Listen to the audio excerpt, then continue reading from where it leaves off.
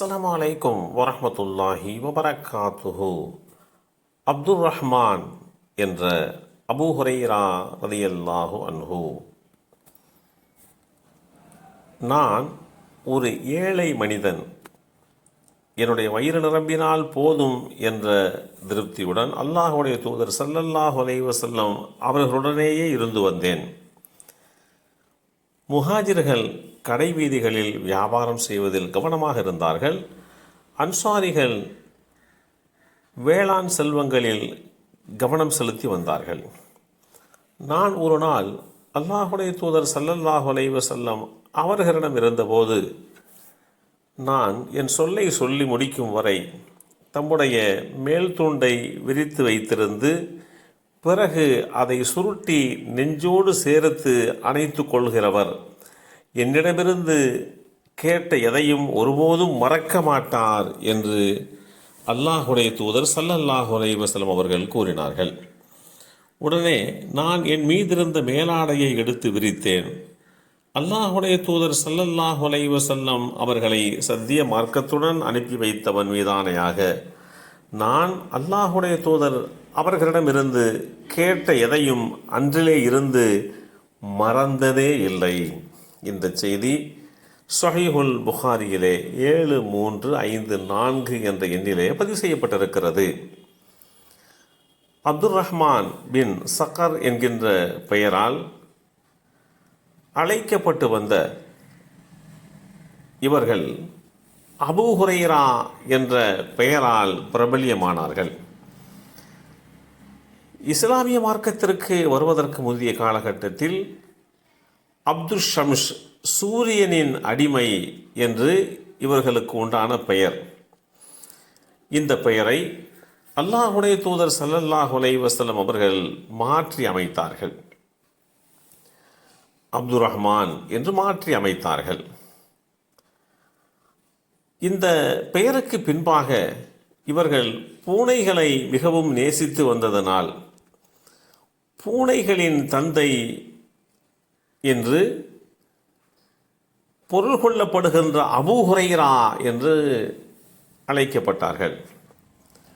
நபிமொழி தொகுப்புகளை அறிவிப்பதிலே மிகச்சிறந்தவர்கள், அதிகமான நபிமொழிகளை அறிவித்தவர் என்கின்ற அந்த பெருமைக்குரியவர்கள். தெற்கு அரேபியாவிலே செங்கடலின் கரையோரத்தில் நீண்டு கிடக்கும் திஹாமா பகுதியிலே வசித்து வந்தவர்கள். துஃபைல் இப்னு அம்ரு தௌசி அவர்கள் அல்லாஹுடைய தூதர் ஸல்லல்லாஹு அலைஹி வஸல்லம் அவர்களை சந்தித்து இஸ்லாமியராக மாறியதற்கு பிறகு தனது கிராமத்திலே அவர்கள் இஸ்லாத்தை பற்றி உண்டான விஷயங்களை எடுத்து சொல்லுகின்ற போது அதற்கு செவிமடுத்து அப்துர் ரஹ்மான் என்ற இந்த அபூ ஹுரைரா அவர்கள் இஸ்லாமிய மார்க்கத்தில் தன்னை இணைத்து கொண்டார்கள். நபி ஸல்லல்லாஹு அலைஹி வஸல்லம் அவர்களோடு மதீனாவிலே தங்கி பல பயணங்களிலேயும் உடனேயே இருந்தார்கள். அவர்கள் எத்தனை நபிமொழிகளை மனப்பாடம் செய்திருந்தார்கள் என்பதை கண்டு பல தோழர்கள் ஆச்சரியப்பட்ட நிகழ்வுகளும் உண்டு. அவர்கள் ஒரு குறிப்பிட்ட நபிமொழியை எப்போது எந்த சூழ்நிலையில் கேட்டார் என்பது அது குறித்து உண்டான அடிக்கடி அவர்களிடம் கேள்வி எழுப்பப்பட்ட போது சரியான பதிலை சொன்னார்கள். ஒரு முறை மர்வான் இப்னு அல் ஹக்கம் அவர்கள் அபூ ஹுரைரா ரலியல்லாஹு அன்ஹு அவர்களுடைய ஞாபக சக்தியை சோதிப்பதற்கு விரும்பி அந்த வேளையிலே அபூ ஹுரைரா ரலியல்லாஹு அன்ஹு அவர்களை சந்தித்து ஒரு நபிமொழியை குறித்து விளக்கம் கேட்டபோது மிகவும் தெளிவாக அவர்கள் கொஞ்சம் கூட அணுபிசகாமல் அந்த நபிமொழியை எடுத்து வைத்தார்கள். இதுவெல்லாம் அவர்கள் நினைவாற்றலுக்கு உண்டான உறுதிக்கு அடிப்படை காரணமாக அமைந்தது.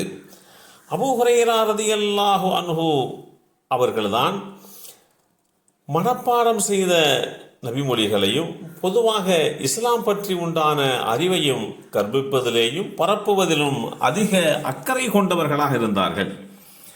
அல்லாஹுடைய தூதர் ஸல்லல்லாஹு அலைஹி வஸல்லம் அவர்களோடு ஏற்பட்டுவிட்ட பிணைப்பும் பாசமும் அவர்களை விட்டு அகலாத ஒரு சூழ்நிலையை உருவாக்கி கொடுத்தது. திண்ணை வாசம்.